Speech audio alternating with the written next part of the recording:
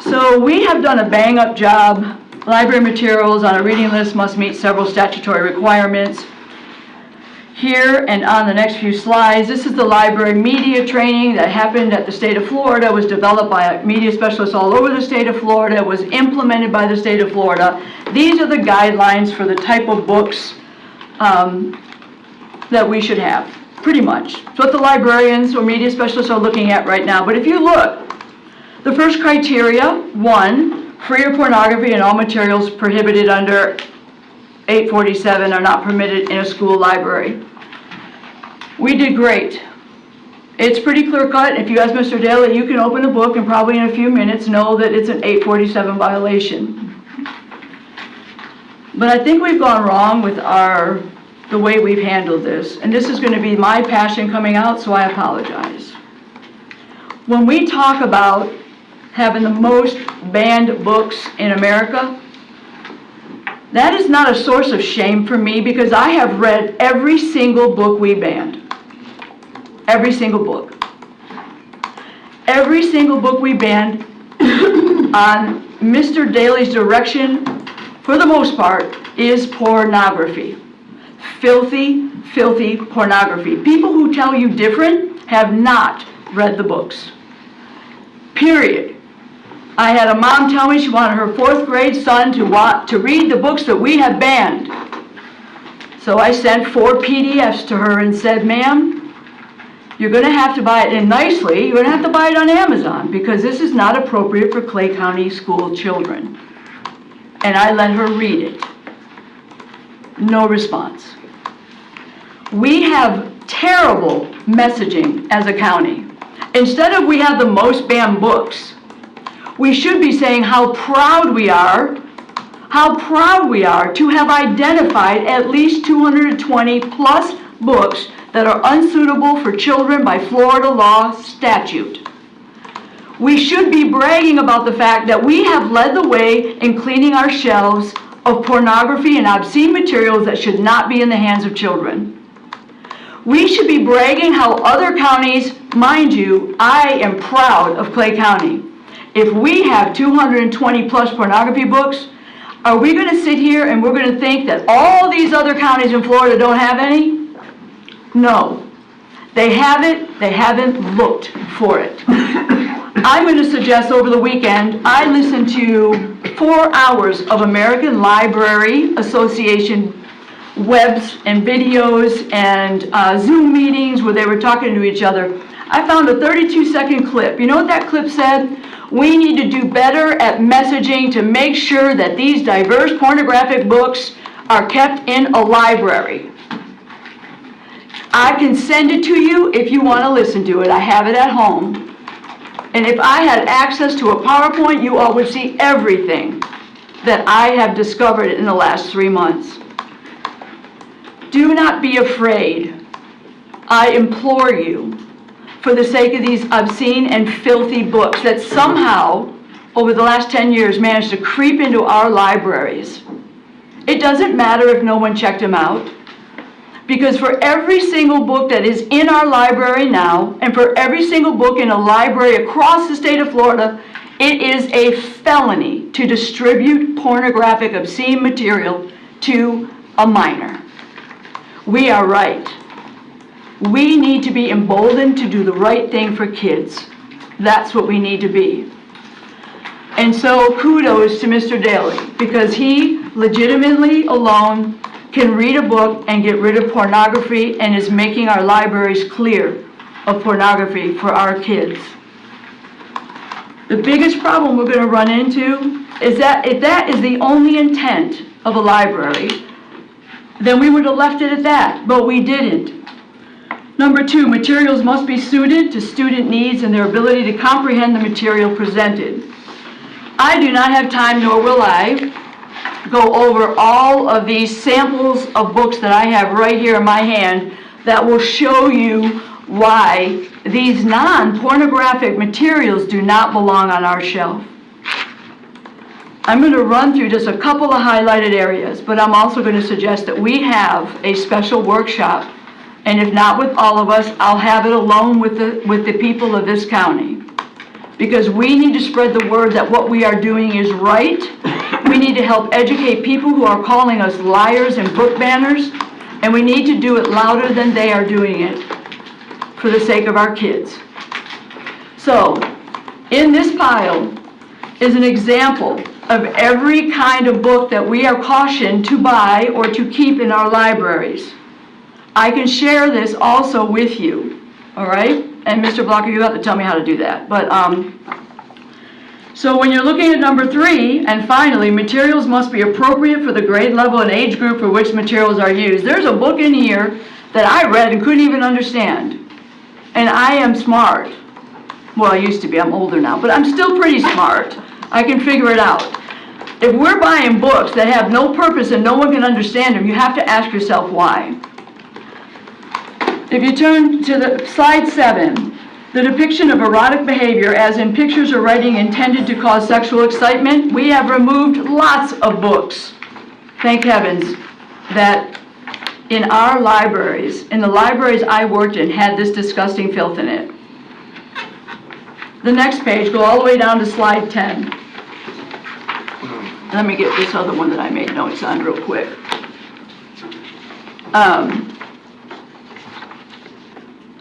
Slide 9 real quick. Sorry, I didn't highlight this for you guys.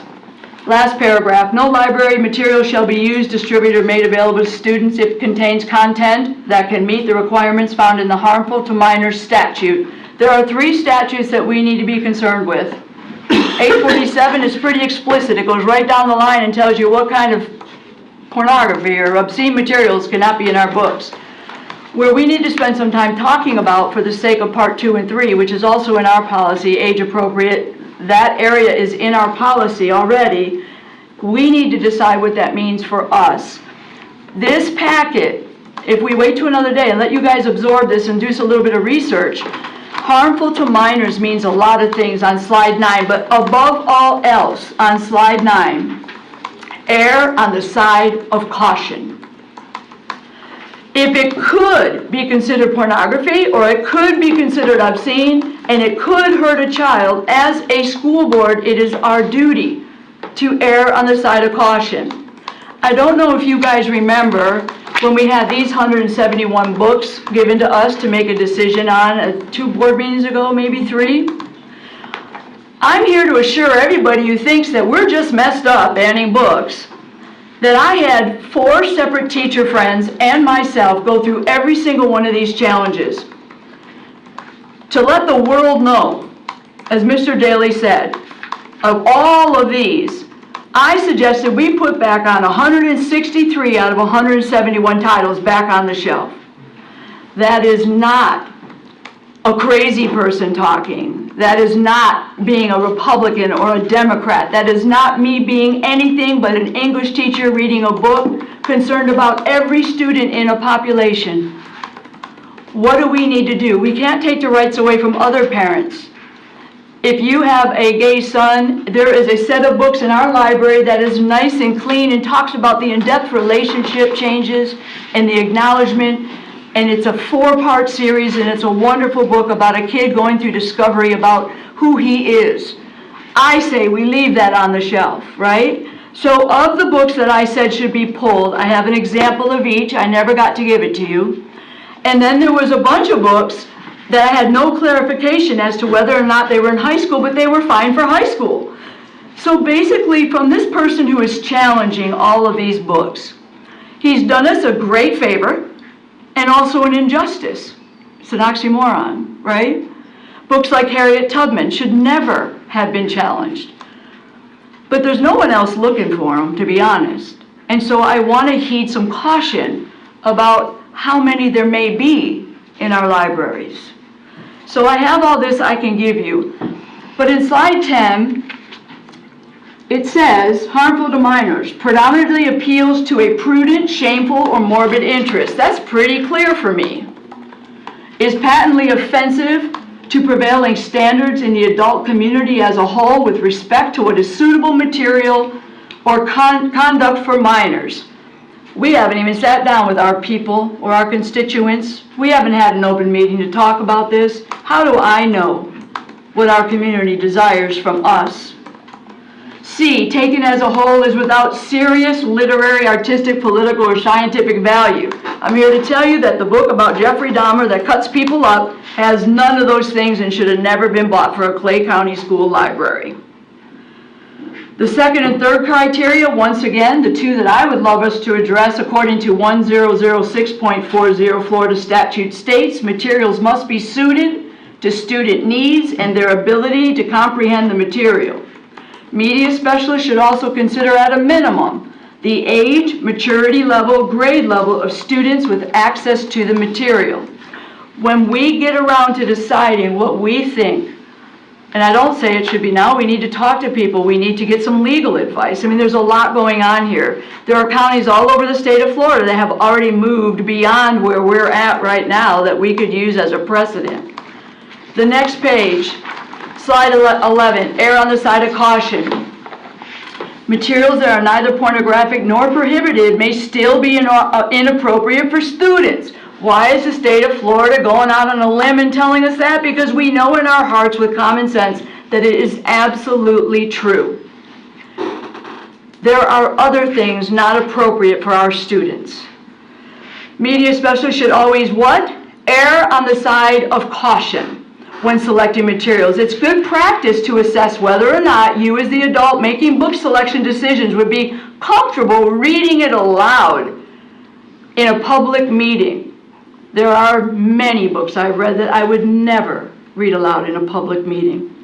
And I'm telling you, I've read them all right? And so when we're talking about err on the side of caution, I have here a document. This document comes from our district curriculum council meeting. We're supposed to have a minimum of 5 people. We do sometimes we don't. But I want to talk about err on the side of caution.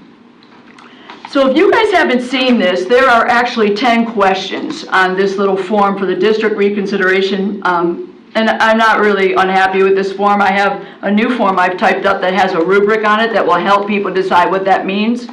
But if you're looking at number 6, it says, are questionable elements of this work an important part of the overall development of the story or text? This reviewer said no.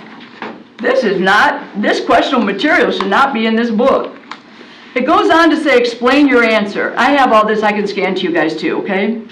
Yes and no. This could be about any kind of teen, the reviewer says, but the gender identity of the character isn't important. Participating in drinking and sexual encounters could be questionable due to the age of the characters. This person's really, really, really well written. Finding commonality with other peers is an important element of the reason the book was written. But I wish they didn't put so much sex in the book for children. If there's somebody on our committee that thinks there's too much sex in a book, are we erring on the side of caution? I'm just asking. Next page. I'm going as fast as I can, I promise. Slide 19. In statute section 1.006, each district school board is responsible for establishing and maintaining school library media services for all public schools. The school board must establish policy on selections of books that include providing training regarding the prohibition against distributing harmful materials to minors, including, number 1, first time mentioned, stakeholder input, including parents. Underneath that, highlighted, there are some goals. The goals section should address the mission and the vision of the school district, which we can't know without talking to the community.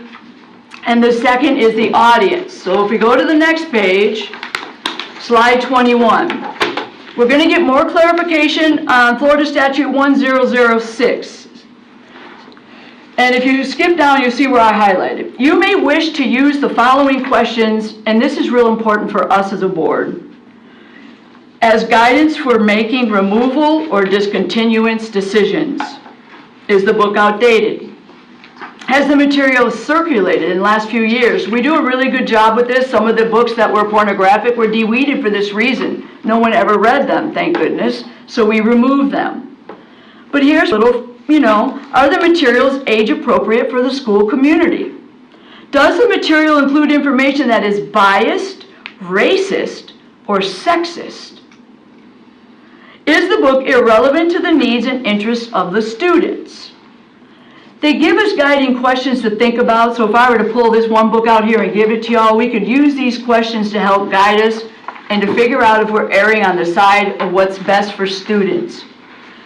And the next page, it goes on to say that Section 1006 states that school principals are responsible for overseeing compliance with school district procedures for selecting school library media center materials at the school to which they are assigned. Most counties, I can give you 15 separate policies where the challenges begin at school level. We do have a special problem here because we have so many challenges that would be bombarding one school. I understand that. But in most counties, if you get a challenge, the principal can talk to the parent, they can try to work it out. They can decide to remove the book or not remove the book. And if they can't work it out, their curriculum council tries to work it out. If they can't work it out, then it comes to the county office. There's lots of examples, and I have an example of a rewritten policy like that, but I don't know where we fall on it, but that's okay. If you go down to slide 25, it says, when choosing materials. Now, going forward, this is a great idea, but we also have to consider what's in our libraries. Choose materials that are age appropriate by taking into consideration the ages, grade levels, level of maturity, reading levels, special curricular needs, and programs of your school or district. Section 1006 Florida statute states that the consultation of reputable, professionally recognized reviewing periodicals and school community stakeholders, once again, is required. If you go to the next page, it goes as fast as I can. The next part says, survey your stakeholders for suggestions. Slide 27. Some ideas for gathering this information include assessing readers' interests through various methods. I harp on this all the time. Surveys, suggestion boxes, community stakeholder input. Slide 28. Section 1006 of Florida statute requires consultation with school community stakeholders in the purchase of new library media materials. All stakeholders should be given an opportunity for input. And we're almost done, I promise. You can read all the rest on your own because it's very insightful. And if you go through the challenge book list, you'll throw most of them back on the shelf, but you can find examples of why we should make decisions the way we should. Slide 31, I put a bunch of check marks by it because for me, all materials in public schools, whether found in a library, including on a reading list or instructional material, must include, the word must is in here, avoiding the use of any unsolicited theories or strategies that may lead to student indoctrination. Must. Meetings for the purpose of selecting instructional materials must be open to the public, including, once again, parents. Is required in the purchasing of new library materials. The age of students with access to the materials must be considered. The educational purpose of a material. And this can go for instructional materials as well. The degree to which the material will be supplemented by classroom instruction would be more like a class library set probably, or our curriculum. And consideration of the broad racial, economic, social, cultural diversity of students. They must be free of pornography and free of materials. What I've basically done was analyze this slide, think about challenges, and try to outline where we could go legally in our rubric to help people decide whether a book should be on the shelf or not. Slide 32. Materials should be suited to the student's comprehension. Once again, the ability to comprehend materials should consider the factors common to all materials and discussed in the prior slide, which is right up there. Maturity level at the end, reading level, and material clarity are significant. And we're almost done. In slide 33, it gives more clarification of section 1006. Yesterday, after 10 hours at my kitchen counter, I hated 1006, but I've gotten to be friends with it now. It was amended in 2022, so this isn't even new from Florida Statute 1003. Section includes an acknowledgement that all persons are equal before the law and lists 6 principles that instructional and supporting materials must be consistent with. A, No person is inherently racist, sexist, oppressive, whether consciously or unconsciously, solely by the virtue of his, her race, or sex. B. No race is inherently superior to another race. C. No person should be discriminated against and receive adverse treatment solely or partly on the basis of race, color, national origin, religion, disability, or sex. Meritocracy of traits such as hard work, ethic are not racist, but fundamental to the right, purest pursuit of happiness and be rewarded for industry. E. A person by virtue of his or her race or sex does not bear responsibility for actions committed in the past by the other members of the same race or sex. And F. A person should not be instructed that he or she must feel guilt, anguish, or any other form of psychological distress in which he or she played no part committed in the past or by other members of the same race or sex. You're talking about our kids. Equal. And so I made this for you. If the board is interested, I can take some time scanning in all the evidence that goes along, or I say some direction, because I do believe that what Mr. Daly gave us is really going to meet most of our needs. I've worked about 20 hours trying to put it into a rubric of fashion that people could check, oh no, this book's not going to be able to be challenged. It doesn't qualify for a challenge. It's a very, very difficult thing that I'm trying to do, which I didn't think was going to be. I will eventually need, when I figure out the format of such a sheet to help differentiate between erring on the side of caution and what's really bad. Your input, of course. Let me make sure, I'm not going to talk anymore, but I really think we need to pick a time where we can talk to each other about this. These are the examples. This is some procedural changes that I would like to see in the current policy. I gave you a copy of this, our guidance to how to maybe come up with a rubric. Do you have a copy of what you want to see changed on our policy? I can scan it in because I wrote on our policy, so I can scan it in and send it. That just so we can have an idea of what you see. I mean, most of the policy stays the same. I don't know. So let's defer to Mr. Blocker. A couple of things. First of all, you have a lot of input. What? You have a lot of input. Well, so not I all feel things. like this is a lot for us to consider. And my hope was that we would have a policy to put on the October agenda, but I'm not comfortable with that. And I don't think anybody else is either. So that being said, if Mr. Blocker could give us some information about how to disperse the information and your input that you have for us to all consider, and then let's schedule a separate workshop for this item. Could it be evening in case people work? Yes, I would prefer an evening if that's okay with everybody. So that we can consider the changes that you want to make to the policy specifically. I actually just wanted to read things to help us, regardless of what we decide. I just wanted to read these things to help us get a frame of reference outside of our district. That's all. So, and I know it's a lot. It's a lot for me. It's a lot, but it's valuable. I'm not saying it's not valuable. I'm saying I want some time to read it myself, to consider it, to come up with my own ideas. And I think I'm seeing a lot of heads nodding, so I'm assuming you guys feel the same way.